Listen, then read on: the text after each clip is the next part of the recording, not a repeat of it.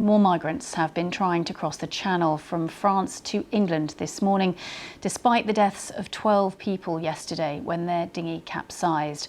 A pregnant woman and 6 children were among the dead. Up to 65 people were rescued. Hugh Schofield has the latest. Just up the coast from Boulogne this morning, another group of migrants makes haste to get aboard. French police give chase, but once boats are loaded and in the water, policy is not to intervene. So another human cargo sets off for the English coast. Yesterday, that's how things would have started too for the group of mainly Eritrean migrants.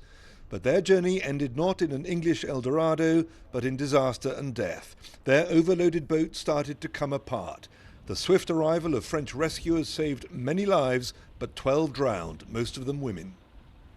Hungry for a new life, migrants keep arriving here on the French coast, bent on crossing the water to England. And they don't seem deterred by the growing number of boats that are sinking and people that are dying.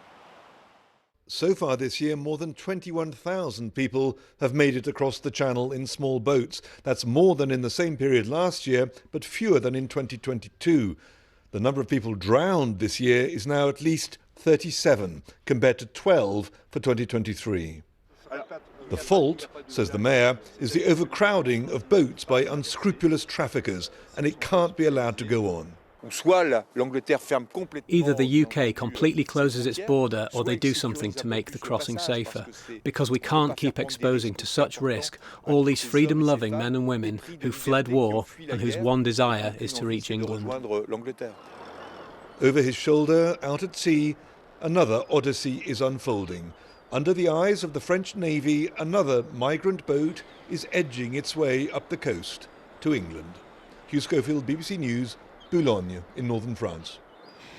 Well, let's speak to Hugh, who's in Boulogne-sur-Mer on the French coast for us. Hugh, I mean, your pictures tell the story, don't they, that despite the dreadful news yesterday, people are still determined to get into those boats and get across the Channel. Yeah, one wonders how much of the actual news of yesterday's tragedy has got through to the other migrants, but I assume they know in general terms that there are deaths and sinkings out at sea. I assume also that they're being told by the traffickers that, look, the odds are still very much in your favour, which is not entirely untrue, because as we saw there in the figures, thousands and thousands of people are getting across every year, 20,000 this year already. And though the number of deaths is going up, it's still 37 compared to those thousands and thousands. So that's the pitch from the traffickers.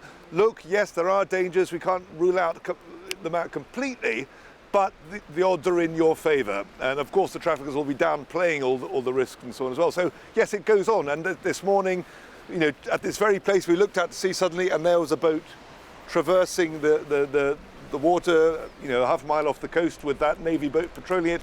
Reuters TV, you know, a couple of miles away up at the Wimereux, north of Boulogne, saw those pictures of the people boarding. It's happening all the time, notwithstanding the grim news about these wrecks and deaths. Yeah, and you mentioned in your report there that statistic that 3 times roughly the number of deaths this year, and it does seem to be the issue is that more people are getting onto those individual boats. And is there a sense that that was the problem yesterday, that the quality of the craft simply couldn't cope with the number of people that were trying to board it? That certainly seems to be a factor. The police here all say that.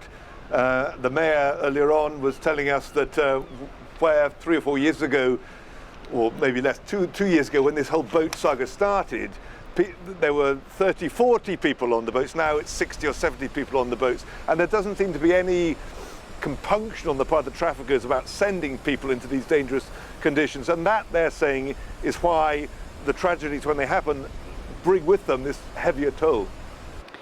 Hugh Schofield at Boulogne-sur-Mer, thank you.